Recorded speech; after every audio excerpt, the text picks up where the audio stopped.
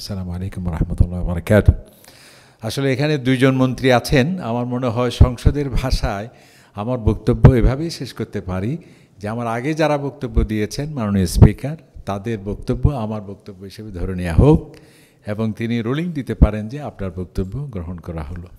এরপর আমরা বলতে চাই দুই একটি কথা কেবল, যেটি আমাদের মাননীয় সম্পাদক মহোদয় অসাধারণ বলেছেন তিনি, যে আমরা ডক্টর মিজানুর রহমান সাহেবকে চিনতাম শুধুমাত্র একজন ভয়েস বা আলোচক বক্তা। সাধারণত এটাই কিন্তু বাস্তব, খুবই কম, খুবই বিরল এবং অত্যন্ত কম পরিলক্ষিত হয় যে অসাধারণ বক্তা হন তিনি কখনো লেখক হতে খুব কম দেখেছি আমরা। যিনি আবার লেখক হন তিনি কিন্তু বক্তা হতে পারেন না। কিন্তু আমাদের ডক্টর আজহারি দুইয়ের মাঝে ভারসাম্য। আমি অনেক খুঁজে দেখলাম যে না, এটা তার নামের একটা প্রভাব। কারণ মিজান মানে হচ্ছে ব্যালেন্স করা। আল্লাহ সুবহানাহু বলছেন ওয়াসামা রাফাআহা, আমি আকাশ এই জমিন সবকে সৃষ্টি করলাম, ওয়াদা আল মিজান, অথবা আমি ওখানে মিজান দিয়ে, মিজান মানে পাল্লা, এখানে পাল্লা মানে কি ব্যালেন্স। এই যে যেটাকে আমরা একটা গাণিতিক নিয়মের উপর প্রতিষ্ঠিত, একটু যদি হেরফের হয় সমস্ত কিছু চুরমার মুহূর্তের মধ্যে। সুতরাং মিজান মানে ব্যালেন্স, সেটি তার মাঝে আছে। আবার আরেকটি জায়গায় মিজান মানে ধার্মিকতা, আধ্যাত্মিকতা। এই ছোট বয়সে তিনি যে আধ্যাত্মিক যে বিশাল অ্যাচিভমেন্ট এবং কন্ট্রিবিউশনস, আমি মনে করি এটাও তার নামের প্রভাব। আল্লাহ তাআলা এক জায়গায় কোরআন শরীফে যে সূরাটি আমরা প্রায় পড়ি, ফামান থাকুলাত মাওয়াজিনুহু, যার মিজান ভারী হবে সেই যাবে জান্নাতে। মিজান, সেটার প্রভাবও আমরা তার মাঝে দেখতে পাই। এবং তার বক্তব্যে আরেকটি কোরআনে পাকের ওনার নামের একটি প্রভাব তার মাঝে, যেটি ওনার বক্তব্যের প্রায় সমাজ সংস্কারমূলক বক্তব্য। এমনকি ওনার তাফসিরে, আমরা জানি যে তাফসিরুল কোরআনের কিন্তু অনেক প্যাটার্ন আছে, অনেক স্টাইল আছে। একটা হচ্ছে বিজ্ঞান ভিত্তিক তাফসির, আধুনিক বিজ্ঞান ও কোরআন। আবার আরেকটি স্টাইল আছে যে সমাজ সংস্কারমূলক তাফসির, আরেকটি স্টাইল আছে যে বিষয় ভিত্তিক তাফসির, আরেকটি স্টাইল আছে যে কোরআনকে কোরআন দিয়ে তাফসির, আরেকটি স্টাইল আছে যে ফিকহি দৃষ্টিকোণ থেকে তাফসির। তো ওনার যে এই যে সমাজ সংস্কারমূলক যে আজকে এই তাফসিরটাও উনি সোশ্যাল সায়েন্সের অনেক বিষয় নিয়ে আসছেন, এটাও কিন্তু তার নামের একটি প্রভাব। সেটি কীভাবে আল্লাহ তাআলা কোরআন শরীফে বলছেন, আমি যত নবী প্রেরণ করেছি ওয়ানজালনা মাহুল কিতাব, তাদেরকে কিতাব দিয়েছি এবং তাদেরকে সাথে মিজান দিয়েছি। মিজান মানে আমাদের ডক্টর মিজানুর রহমান, মিজান মানে হচ্ছে সামাজিক অর্থাৎ সমাজ সংস্কারের, সোশ্যাল জাস্টিস যেটাকে আমরা বলি, এবং যেটি সমাজ সংস্কারের খুবই গুরুত্বপূর্ণ একটি বিষয়।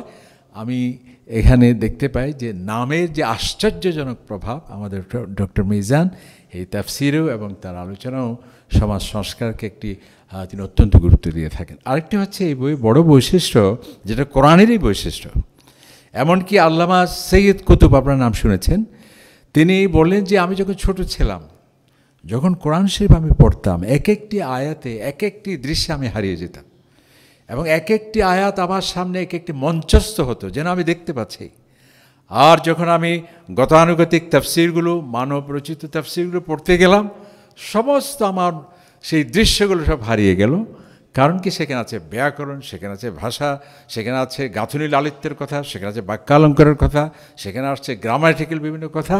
কোরআনের মূল সুরটা হারিয়ে গেল। তার মানে কি, উনি বলেন আমি আবার সব কিছু ফেলে দিলাম, আবার নতুন করে সহজভাবে কোরআন পড়তে শুরু করলাম, হারিয়ে যাওয়া দৃশ্যগুলো আবার সব আমার কাছে ফিরে আসলো। এই যে এটা হচ্ছে কোরআনিক স্টাইল। আল্লাহ তাআলা বলছেন ওয়ালাকাদ ইয়াসসারনাল কুরআনা লিযিকর, ওয়ালাকাদ ইয়াসসারনাল কুরআন, আমি কোরআনকে সহজ করেছি। আল্লাহ তাআলা বলছেন আরেক জায়গায় ওয়ালাম ইয়াজআল লাহু ইওয়াজা, এর মধ্যে কোনো কঠিন নেই, জটিল নেই, কোনো দুর্বোধ্য গ্রন্থ এটি নয়। তো ওনার এই তাফসির এটি অসাধারণ তিনি বলেছেন। এবং আরেকটি যে চমৎকার, যেটি অন্যান্য তাফসিরে খুবই কম স্থান পেয়েছে, সেটি হচ্ছে আমরা ওই যে পারস্পরিক বিচ্ছিন্ন মনে করি, এই সূরা থেকে এই সূরার কোনো সম্পর্ক নেই, এই আয়াত থেকে মাঝখানে বা ইউসুফ থেকে মূসা আলাইহিস সালাম কেন যাওয়া হলো।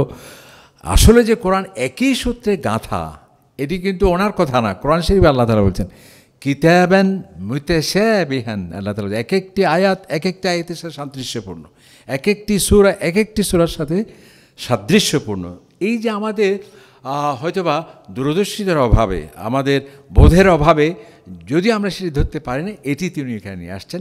সর্বশেষ আমি এটি বলে শেষ করছি, এটি কোরআনের আরেকটি বড় অলৌকিকতা যেটি উনি বলেছেন চমৎকারভাবে। দেখুন, একজন কবি যখন 50 বছর 60 বছর যখন তিনি তার সাহিত্য চর্চা করেন, তিনি ছোটোবেলায় যা লিখেছেন, যখন তিনি বৃদ্ধ লাল কালি দিয়ে ভরে দেবেন, আরে আমি কি লিখেছি, এত পরস্পর বিরোধী কেন? কিন্তু কোরআন দেখুন, যখন মক্কা বিজয়ী মোহাম্মদ সেখানে যে কোরআন নাজিল হয়েছে, তায়েফে রক্তাক্ত আহত তখন যে কোরআন নাজিল হয়েছে, মদিনা শরীফে পাহাড় সম চ্যালেঞ্জ তার সামনে তখন যে কোরআন নাজিল হয়েছে, সেই 21 বছর প্রতিটি রাতে দিনে সমস্যার সমাধানে, প্রশ্নের উত্তরে, সংকটের নিরসনে, পর্যবেক্ষণের মূল্যায়নে একই সূত্রে গাথা কোরআনের। ছান্দিক নৈপুণ্যতা বলেন, সাহিত্য বলেন, বিষয়বস্তু বলেন, তো এগুলো চমৎকারভাবে আমাদের অত্যন্ত প্রিয় ভাই, অত্যন্ত আমি তাকে শ্রদ্ধা করি, ডক্টর মিজানুর রহমান চমৎকারভাবে নিয়ে আসছেন।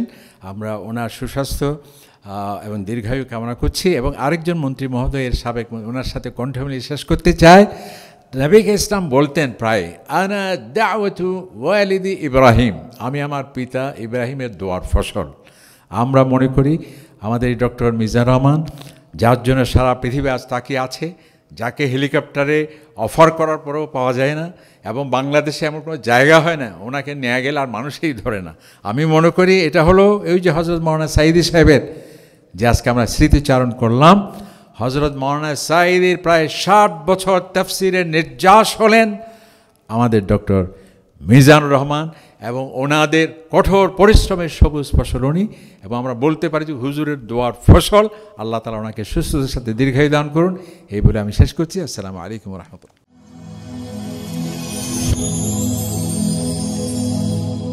Rose TV 24. Enjoy by listening to the Holy Quran.